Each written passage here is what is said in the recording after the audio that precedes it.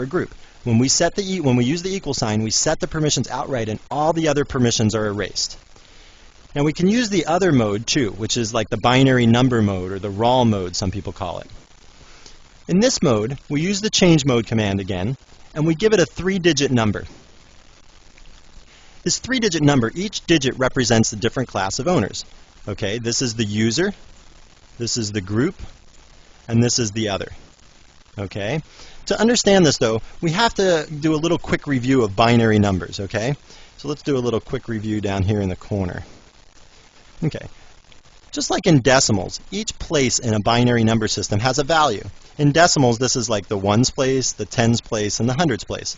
Well, in binary, this is the ones place, this is the twos place, and this is the fours place. Okay?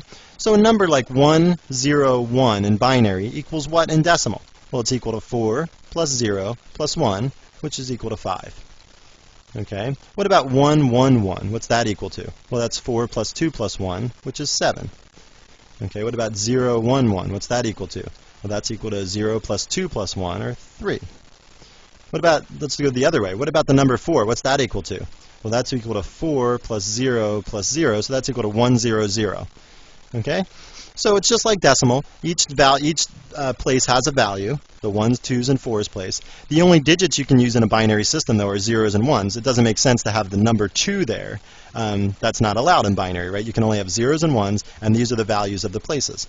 So now let's go back and see how this all works, okay? So like we said, each digit represented a particular class of owners. And here's the string that would result from this change mode command. Now, why is that the case? First, let's remember that this character here just says whether it's a directory or not. Change mode can't change whether it's a directory or not. It can only change the permissions, the read, write, and execute permissions on the file or directory. Okay, so this says the user has permission 7. Well, what's permission 7? Well, the 7 in binary is 1, 1, 1. So what that says is that all the characters are being used. We use read, write, and execute permissions.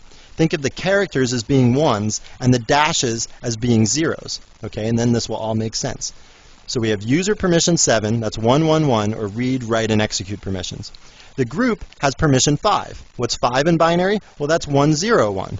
Okay, so we say 1, 0, 1. That says the group has read and execute permissions, but does not have write permissions. Okay, 0s are permissions that you don't have.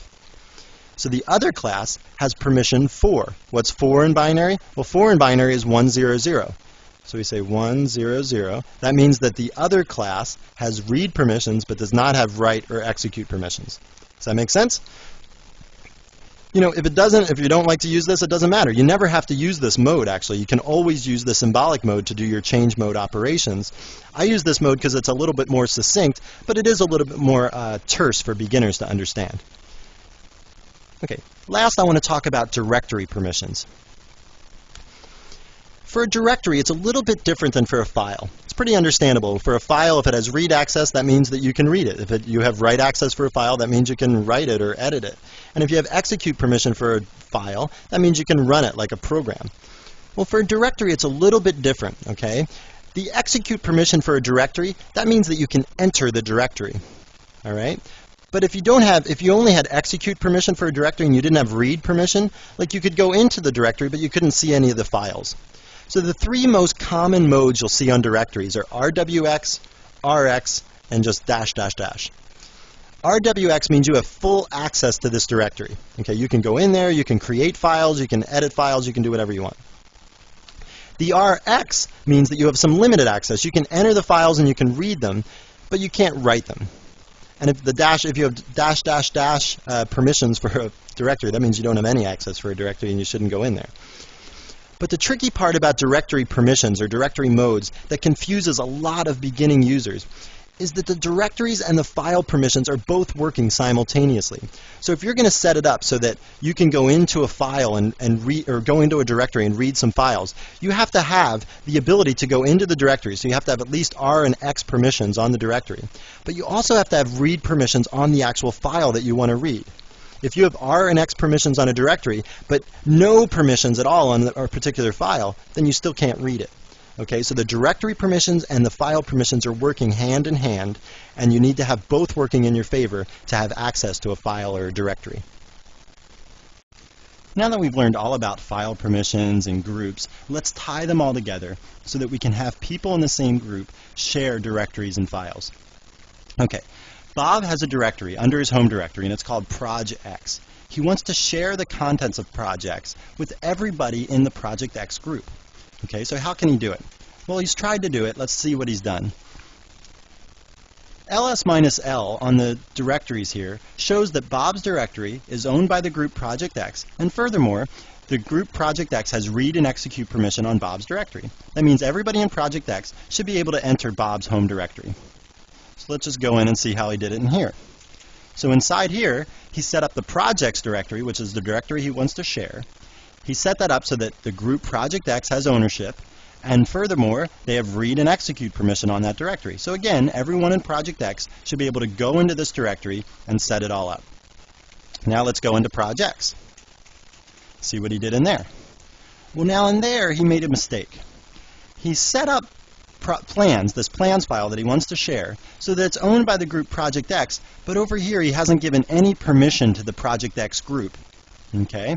So we can change that so that it does have group read and write permissions. So we'll say group add read and write permissions for the file plans. Okay, now if we look in there, we'll see that plans is readable and writable by everybody in the group Project X. So let's switch over to be the user Candy, who's also in the Project X group. And here she is in the Project X directory. She can list plans, she can cat the plans file, and so on. So this is the way you have to do it. All the directories leading down there have to be readable and executable by people in the group. And furthermore, if you want them to have access to the files themselves, you have to set the files up so that they have read and write access, or maybe you just want them to read your files, so they would just have read access in that case. So I didn't want to try and pull a fast one on you here, but I just realized I used the su command in a slightly different way than we've used it in the past. Typically, we've used su to turn into the root user. Really, what su stands for is not super user, but switch user. So here, if you don't give su any parameters, if you don't give it a username, then it tries to switch you to the root user, and you have to have the root password to do that. However, if you're already the root user and you do an su to some other user, then you're kind of that user, and you have that user's permissions. So when I went in and looked at the directory and printed out the plans file, I really was using Candy's permissions to do that. That's a very handy trick for root to set up permissions, is you switch back and forth between the root user and some particular user, and you see if that user can access those files. Now what I want to do is I want to go in and show you exactly how Bob created that Project X directory with Project X group ownership. Okay? So let's go in, we're in the Bob directory. Let me switch over to be the user Bob. Okay? We'll do an ls-l here, and you can see the project directory is owned by the group Project X that has read and execute permissions on that directory. What I want to do is I want to remove this directory altogether. I've already deleted the plans file in Project X, so I can just remove this directory to show you. Now we'll do an ls-l. You'll see there's nothing there. So now Bob can create this directory and give it Project X ownership in one of two ways, and we'll do it both ways. The first way is he can just make the directory. Okay, so we'll make directory projects. Now we'll do an ls-l. You'll see that directory projects is the group ownership is Bob. How come? Because when you're logged onto the system, even though Bob is in 3 different groups, he's in the Bob private group, he's in the Project X group, and the Project Y group, you're actually in only one group at a time. By default, you're in your own user private group. So when Bob created this projects file, it took the group ownership that he was in currently, which was the Bob user private group. Okay, if he's going to switch this, he can switch with this with the change owner command. Okay, there was also an old command in Linux called change group. It's probably still active in most Linux systems, but it's been superseded by the change owner command. So to do this change owner command, what you do is you put the owner of the file, he still wants to be the owner, then you put a dot, and then you put the group that you want to own the file. So we'll say Project X. That's the group we want to own it, and then you say what file that you want to have change the ownership of. So you do that, and then we do an ls-l, and you can see the projects folder or directory here is owned by the group Project X. Notice this stuff isn't set up quite the way it was before. We can change that with the change mode command. So that would be 750 for that Project X. And now we do it, and we can see that the projects directory now has read and execute permissions for the project X group. Okay.